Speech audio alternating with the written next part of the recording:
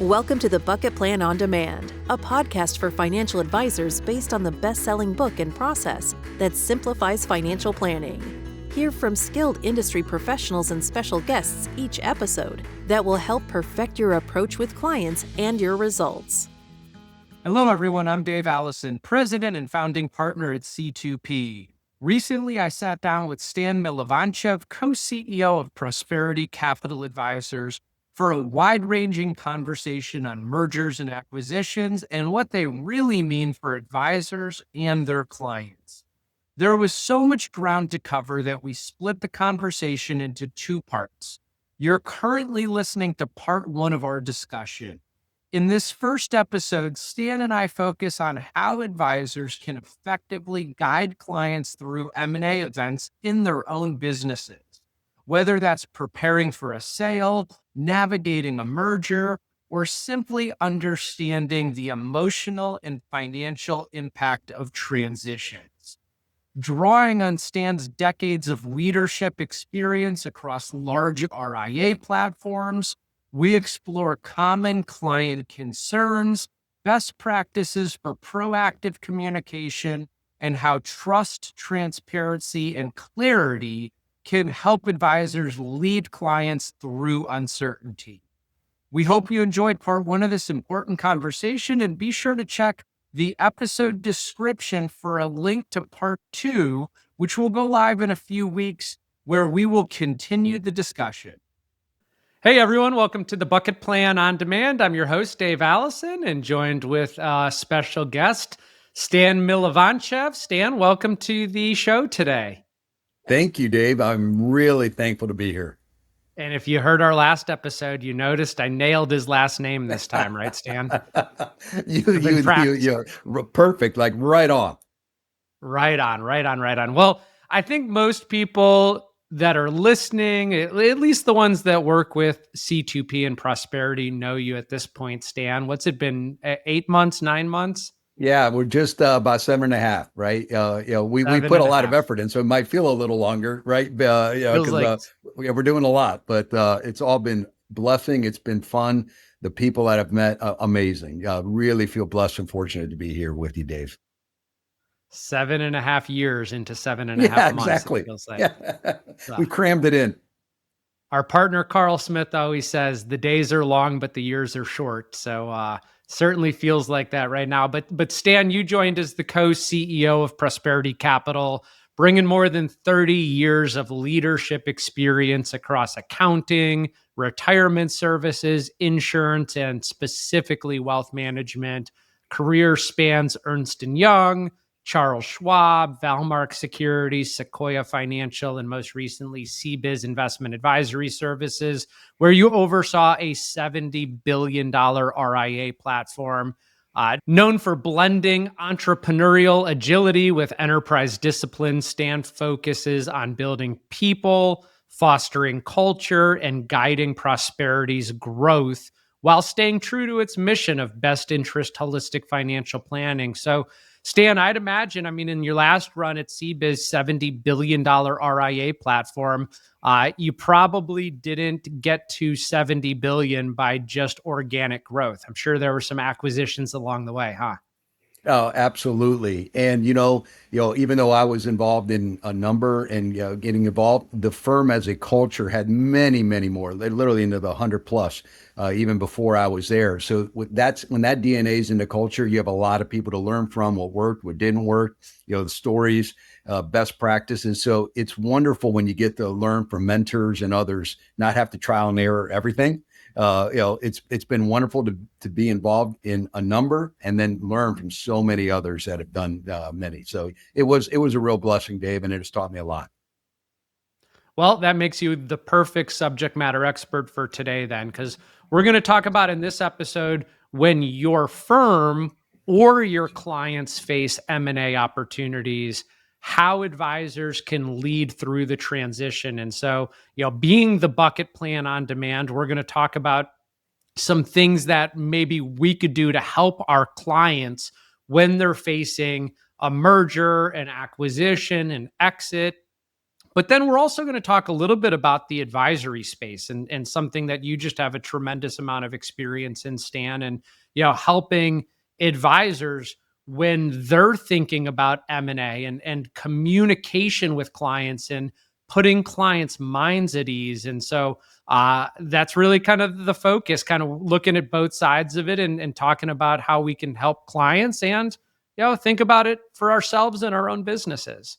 Yeah, you know what, Dave, and in that world, we're in a unique spot to being in the wealth advisory space. If we're doing it right, we're going to be able to help our clients that are entrepreneurs that will have this, but we also have clients if we are doing it, because in our space that is happening. There is a significant consolidation. So hitting it from both sides, I think, is really helpful today.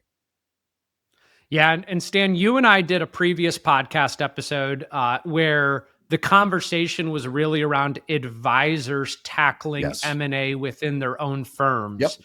And really in this conversation, as I mentioned, we're going to shift first to advisors guiding their clients through M&A. Should it happen within their firm, right? So I know I'm dealing with this at Allison Wealth Management right now. I am in the process of merging into Prosperity Capital Advisors, and I am sure I'm going to have a lot of client questions of what this means for my clients, how it impacts them. Am I going away? Am I retired? Whatever all these things are. But then we're also going to talk about how advisors can help clients who are also going through their own M&A within their business. And we're seeing so much of that right now. Stan, something that you shared in our last podcast episode is you referred to the muddy middle as kind of a place that a lot of advisors get stuck in. Just for those that didn't listen to that episode, what did you mean by that with the muddy middle? Yeah, so let me just put it into like a more common language, or extrapolate that a little bit so it has some clarity to it. A lot of people talk about there's different phrases in the industry, being lifestyle advisors or being an extremely small boutique, a small firm, couple three people, and sometimes it gets a negative connotation, like, well, that's the worst place to be. I don't agree with that. I think a very tight focus on a certain number of clients doing exceptional work with 3 to 4 staff, that pick a number, I'm just using that as an example, where we are lightning focused on helping them and doing that over years and knowing our 50 clients, 40, 80, whatever the number is.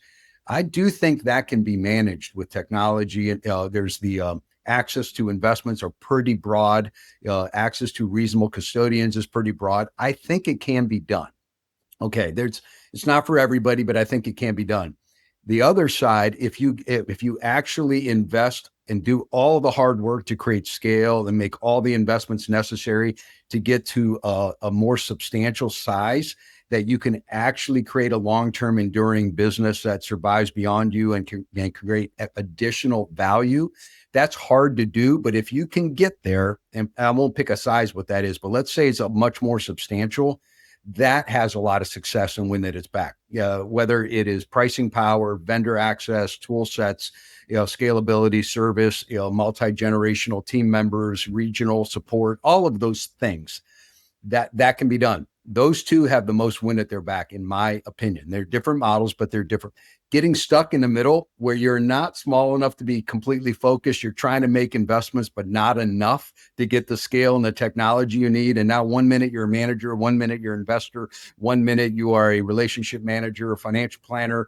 You don't have the resources to go big, and you're too big to stay super focused with clients and accessibility. That's the muddy middle. And I think that's a very, very dangerous ground. Well, the reason I wanted you to just recap that is, when you shared that in the last podcast episode, the first aha that I had was I was in that muddy middle at Allison Wealth Management, hence the reason that I'm really excited about what we're doing at Prosperity Capital. But secondly, I started taking that exact same conversation and sharing it with some of my business owner clients who are not even in the financial services industry, because I think a lot of entrepreneurs could get stuck in that muddy middle also within their own industry or their own sector. And it really resonated with a lot of them. I've got several clients that are maybe in their late 50s or early to mid 60s. and they see the disruption that AI is going to bring to their industry or their business, and they're just exhausted. Like, they don't want to have to go try to re-engineer their entire business model to account for how technological innovations and AI is going to disrupt or change things. And it's motivating them to just raise their hand and say, hey, who wants to buy me? Who wants to, Yeah, take over my business? I'm ready to get out. I've financially built it to the place that I want it to be, that can support my lifestyle in and through retirement.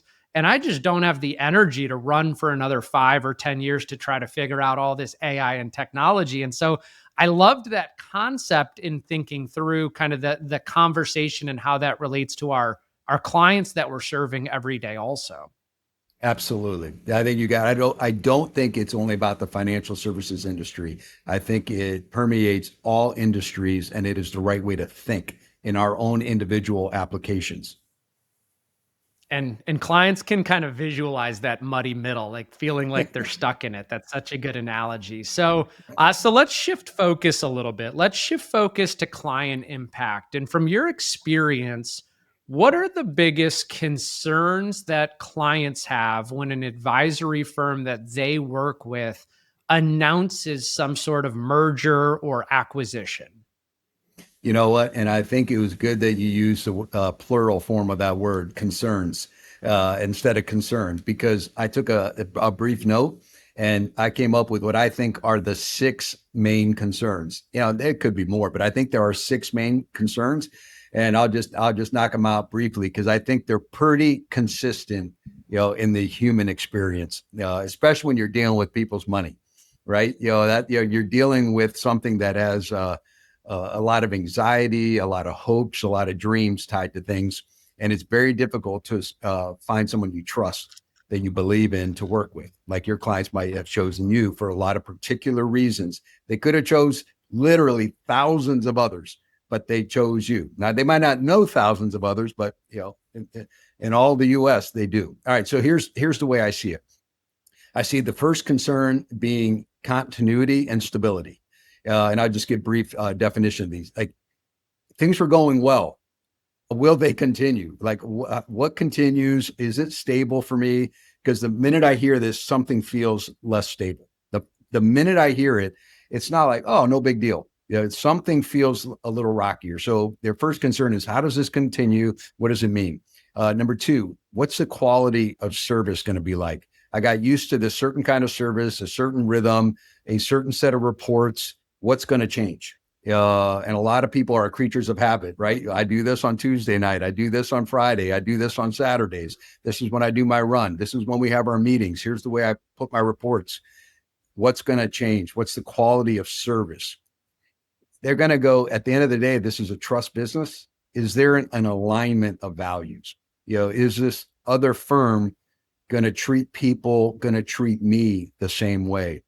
Are the fees and the products, I'm all of a sudden going to get a slew of new investments, and my fee structure is going to change or go up, or something, hidden fees. I hear about all these hidden fees. Is something going to change?